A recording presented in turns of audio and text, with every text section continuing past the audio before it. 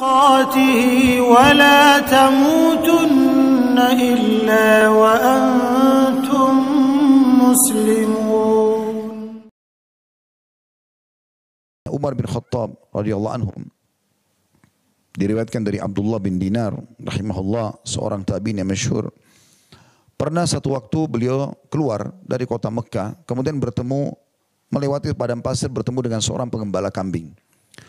Pengembala kambing ini lagi duduk, kemudian Umar berkata, saya ingin melihat apakah memang risalah Muhammad SAW sudah sampai ke padang pasir ini.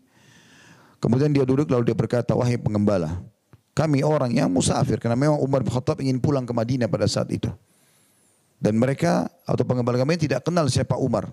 Zaman dulu orang kalau tidak interaksi secara langsung tidak akan kenal. Bukan seperti zaman kita sekarang ada foto yang kita bisa tahu wajahnya si fulan seperti ini misalnya. Maka orang ini tidak tahu kalau ini Umar bin Khattab. Lalu Umar mengatakan, kami musafir dan kami butuh kambing. Bisa enggak kamu jual kambing kamu seekor buat kami jadikan bekal? Umar hanya ingin menguji saja. Maka pengembala kambing tersebut mengatakan tidak bisa. Karena ini bukan kambing saya cuma pekerja saja.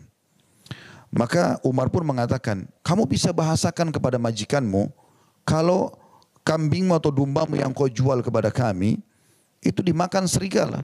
Dan kau bisa makan nilainya. Artinya kau dapat duitnya, dan kemudian kambing itu kami dapatkan. Juga kamu bisa beralasan dengan majikanmu. Maka uniknya tiba-tiba pengembala kambing tersebut menangis, lalu mengatakan, kalau begitu di mana Allah? Karena tangisan pengembala kambing ini, maka Umar bin Khattab pun menangis pada saat itu. Lalu beliau mencari tahu siapa majikannya, karena kebetulan waktu itu dia adalah hamba sahaya. Ditemukan majikannya, lalu Umar membeli dan membebaskan budak tersebut, lalu berkata, sesungguhnya di dunia ucapanmu itu yang kamu katakan di mana Allah, dia merasa diawasi oleh Allah, telah membebaskan kau dari keterbudakan di dunia, dan saya berharap kau pun selamat dari neraka di hari kiamat nanti atau di akhirat. Juga teman-teman sekalian, ada banyak kisah sahabat yang berhubungan dengan masalah ini. Pernah ada seorang sahabiat Nabi perempuan melakukan perzinahan. Dia melakukan kesalahan. Tetapi subhanallah imannya mengalahkan perasaan cuek terhadap dosa itu. Imannya lebih kental. Maka dia pun datang kepada Nabi SAW sambil mengatakan, ya Rasulullah, sucikan saya. Saya telah berzina. Kebetulan waktu itu dia sudah menikah, maka hukumnya dirajam. Maka Nabi SAW mengatakan, dan dia bilang saya lagi hamil.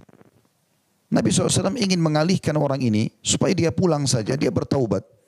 Kata Nabi SAW, di perutmu ada bayi, walaupun itu anak zina maknanya, ya, di perutmu ada bayi, berikan haknya. Sampai dia melahirkan, sampai kau melahirkan, baru kau datang ke saya. Tujuannya agar selama 9 bulan dia hamil, udah dia bertobat kepada Allah, sudah enggak usah datang. Karena dalam Islam tidak ada datang seperti agama Katolik, yang mengakui dosa kemudian dimaafkan oleh pasturnya. Tapi kita bertobat antara kita dengan Allah Subhanahu wa taala. Selama tidak diketahui dosa tersebut, bagian daripada syariat kita tutupin dan akhirnya kita perbaikin. Yang jelas teman-teman sekalian, wanita ini sampai melahirkan rupanya gejolak iman dalam hatinya, tetap merasa diawasi oleh Allah Subhanahu wa taala, dia khawatir disiksa nantinya. Maka dia datang lalu mengatakan, ya Rasulullah, bayi ini sudah lahir, ini anaknya. Bersihkan saya. Kata Nabi SAW, bayi ini punya hak untuk kau susui selama 2 tahun. Susuilah dulu baru kau datang kepada saya. Sekali lagi di sini, hikmah nabawiyah atau hikmah yang dibawa oleh Nabi SAW adalah beliau berharap perempuan ini bertobat dan pergi saja. Tapi ternyata pada saat itu, ya, wanita ini menyusui selama 2 tahun dan tetap kembali kepada Nabi SAW. Lalu mengatakan, ya Rasulullah, saya sudah menyusui dia, sucikan saya. Sudah 2 tahun 9 bulan tetap bergejolak efek daripada dosa yang sudah dia lakukan. Maka yang terjadi adalah Nabi SAW mengatakan, keraskanlah ikatan bajunya lalu dirajam. Waktu dilempar dengan batu ada seorang sahabat yang teriak waktu itu sambil mengatakan, semoga Allah melaknatmu. Artinya dia doakan keburukan wanita tersebut karena dianggap kenapa sudah bersuami masih berzina. Maka Nabi SAW mengatakan jangan kau melaknatnya. Walaupun wanita itu mati terbunuh nantinya dirajam. Tapi Nabi SAW mengatakan jangan kau melaknatnya. Karena sesungguhnya dia telah bertaubat. Kalau dibagikan kepada 70 penduduk Madinah maka akan cukup untuk mereka. Juga disebutkan dalam sebuah kisah di zaman Umar bin Khattab radhiyallahu anhu, ada seorang wanita kebetulan baru menikah, dan di masa-masa kita tahu awal menikah mungkin ya, lagi menikmati dengan pasangannya. Lalu panggilan jihad dikumandangkan dan Umar bin Khattab pada saat itu mengirim anak-anak muda termasuk suami wanita ini. Rupanya sudah berbulan-bulan suaminya tidak pulang. Dan wanita ini ya menyebutkan syair dari dalam rumahnya. Tanpa dia ketahui ternyata Umar bin Khattab sedang berada di depan rumahnya. Dan Umar punya tradisi radhiyallahu anhu seringkali keliling kota Madinah untuk melihat apakah masih ada masyarakat yang membutuhkan beliau atau tidak. Maka dia pun lewat atau Umar pun lewat di depan rumah perempuan tersebut, lalu dia sambil ya perempuan itu atau pada saat itu perempuan itu mengucapkan syairnya yang masyhur, laqad talal lailu waswadda janibuhu. Sungguh malam sudah sangat panjang, maksudnya malam-malam saya lalui panjang sekali dan sudah menjadi kelam semua sisinya. Artinya saya sudah tidak tahu harus berbuat apa lagi. Wa arakkani alla khalila ulaibuhu. Dan sangat menyedihkan karena aku tidak punya seorang kekasih, maksudnya suami dia, yang bisa bercanda denganku atau memenuhi kebutuhan biologisku. Wallahi laulallaha takhsha atau tukhsha awaqibu. Demi Allah kalau bukan karena takut terhadap Allah atau kepada Allah, la harraka min hadas sariri jawanibu. Maka pasti kaki-kaki ranjang ini akan bergerak berbuat kemaksiatan, maksudnya berzina. Tapi saksi bahasan kita wanita itu mengatakan kalau bukan karena takut kepada Allah, maka saya akan berzina. Maka Umar lalu berteriak dari depan rumah orang itu sambil mengatakan, wahai amatullah. Kalau laki-laki bahasa Arabnya hamba Allah itu Abdullah. Kalau perempuan amatullah. Wahai hamba Allah perempuan. Apa yang kau ucapkan? Kata wanita tersebut, ya Amir Mukminin, suami saya pergi berjihad, Anda tugaskan. Dan dia sudah berbulan-bulan tidak kembali dan saya membutuhkannya. Maka Umar pun langsung pulang, kemudian bertanya kepada Hafsah radhiyallahu anha, yang merupakan salah satu dari anak beliau dan dia adalah Ummul Mukminin, salah satu istri Nabi SAW. Wahai Hafsah, berapa lama perempuan bisa sabar dijauhi oleh oleh suaminya? Maksudnya jauh, suaminya safar. Kata Hafsah 4 bulan. Maka saat itu Umar menerapkan peraturan semua mujahid per 4 bulan mereka harus kembali. Dan sekian banyak kisah yang luar biasa seperti ini bagaimana mereka terasa atau merasa diawasi. Saya akan tutup kisahnya, nanti kita akan lebih perdalam dengan dalil kisah seorang tabi'in yang masyhur Muhammad bin Sirin rahimahullah. Bagaimana beliau sangat luar biasa merasa diawasi oleh Allah Subhanahu wa taala. Muhammad bin Sirin tinggal di Irak dan terkenal sebagai ahli ta'wil mimpi. Seorang ulama tabi'in yang masyhur, ya, murid Abdullah bin Umar radhiyallahu anhum ajma'in. Yang jelas teman-teman sekalian, Muhammad bin Sirin pernah beli satu kios di pasar, dan karena dia beli kios di pasar situ, hampir semua orang beli kios di sekitarnya karena tahu ada Muhammad bin Sirin. Jadi kalau kita zaman sekarang mungkin sudah seperti majelis ulama. Kapan dia ada di situ, apa yang dia fatwakan, apa yang dia beli, transaksikan, apa yang dia batalkan, berarti seperti sebuah fatwa. Orang-orang pada beli. Dan umumnya para pedagang pun banyak datang ke pasar itu karena tahu ada Muhammad bin Sirin di situ rahimahullah. Jadi mereka datang ke Muhammad bin Sirin tawarkan produk apapun. Muhammad bin Sirin kalau beli, orang-orang pasar akan beli dari Muhammad bin Sirin, bukan beli dari pedagang-pedagang yang datang itu. Karena mereka tahu pasti sudah melalui sortiran. Yang jelas teman-teman, satu waktu pernah ada orang yang menawarkan keju kepada Muhammad bin Sirin. Keju yang cukup banyak. Dan dia tidak jual kepada seluruh pedagang di situ, cuma Muhammad bin Sirin, karena kalau Bin Sirin beli berarti yang lain akan beli. Lalu kemudian dia mengatakan, wahai Muhammad bin Sirin, ini keju saya bawa dari negeri Persia, dari tempatnya orang-orang penyembah api pada saat itu, kaum Majus. Saya mau jual kepada Anda.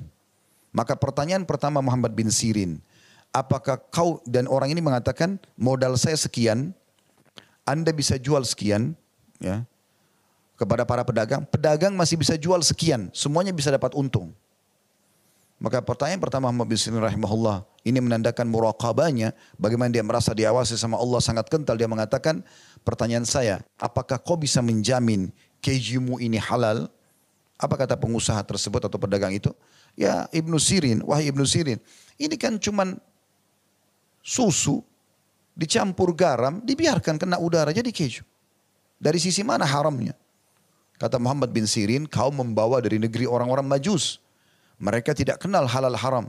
Kadang-kadang mereka untuk melunakkan kejunya atau membuat lebih gurih, mereka mencampur dengan lemak-lemak hewan. Maka bisa saja di situ ada hewan yang haram karena mereka tidak tahu, tidak disembelih atas nama Allah, atau hewan-hewan babi atau yang sejenisnya yang memang haram. Kalau kau berani menjamin dan kau tanggung jawab depan Allah, maka saya akan beli. Orang itu pun akhirnya kembali kepada diri dan mengatakan, kalau begitu saya tidak berani menjamin. Kata Muhammad bin Sirin, saya tidak akan beli. Jadi bagaimana dia merasa diawasi oleh Allah Subhanahu wa taala.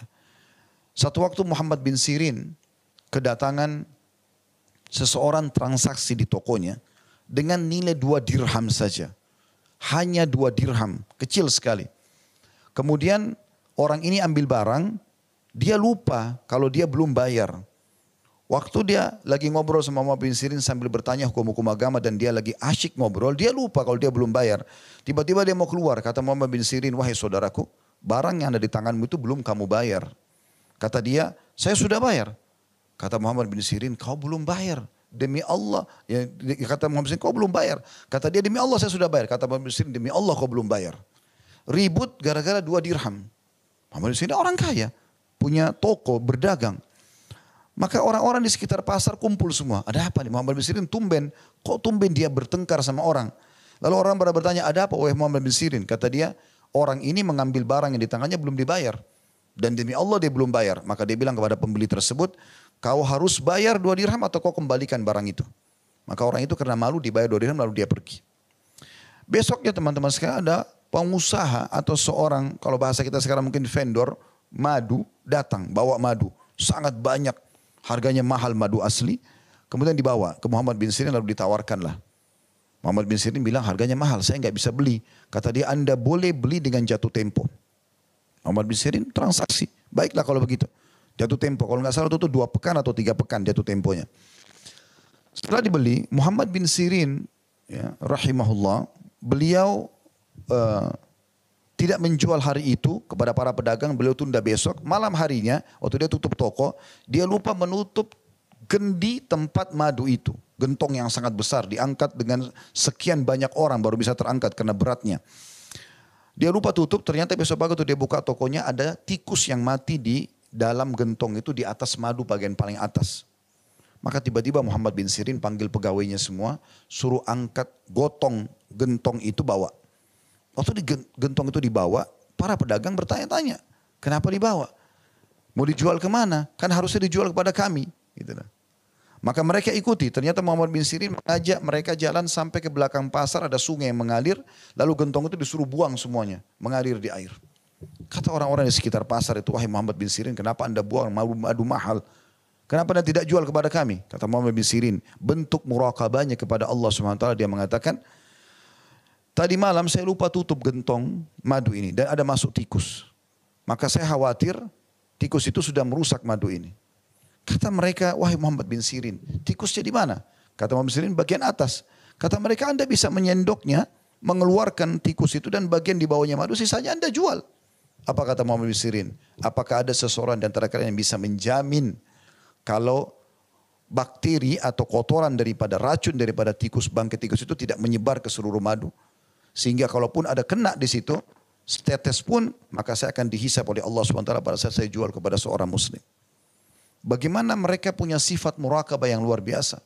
Lebih jauh daripada itu, Muhammad bin Sirin akhirnya punya utang karena madu itu harus dibayar dalam 2 pekan jatuh tempo, dia belum bisa bayar. Sampai dikeluhkan ke pengadilan pada saat itu, dan Ibnu Sirin tidak ada opsi lain kecuali harus bayar atau dipenjara. Maka Muhammad bin Sirin pun masuk penjara.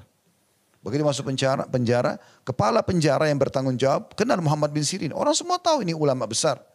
Maka dia pun berkata, wahai Muhammad bin Sirin, saya bertanggung jawab di sini. Saya izinkan anda pulang. Silakan anda pulang ke rumah anda malam hari. Besok anda datang ke tahanan lagi sampai Allah berikan anda jalan keluar. Apa kata Muhammad bin Sirin sekali lagi?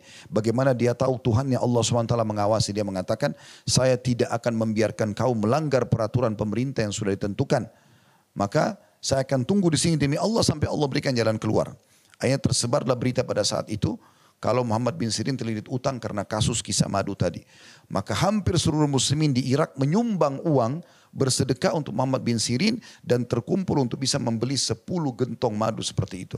Dibayar 1 gentong, 9 gentong itu keuntungan buat dia. Itu nilainya, senilai itu. Jadi dia berhasil bayar utangnya, Allah pun memberikan rezeki dia karena muraqabahnya dengan nilai 9 gentong madu seperti itu. Hanya dari sumbangan orang-orang.